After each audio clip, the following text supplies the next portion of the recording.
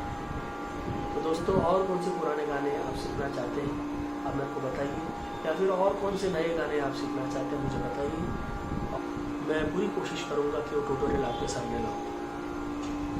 दोस्तों मैं एक व्हाट्सएप ग्रुप ब्रॉडकास्ट शुरू कर रहा हूँ। मैंने देखा है कि यूट्यूब जो है वो सिर्फ 10% ऑडियंस को ही वीडियो भेजता है। आपके कितने भी सब्सक्राइबर हो, सब्सक्राइबर के 10% ऑडियंस को ही नोटिफिकेशन जाता है कि मेरा नया वीडियो है। तो इसलिए मैं एक व्हाट्सएप ब्रॉडकास्ट ग्रुप बना रहा हूँ। तो जिनको जिनको इंटरेस्ट है वो अपना नाम और अपना लोकेशन मुझे टाइप करके भेजिए और उसके अंदर लिखिए ब्रॉडकास्ट। तो आपका नाम, लोकेशन और ब्रॉडकास्ट के हिसाब से मैं सेव करूँगा आपका नंबर। तो दोस्तों आज के लिए इतना ही, मिलते हैं नेक्स्ट वीडियो में, तब तक के लिए बाय बाय।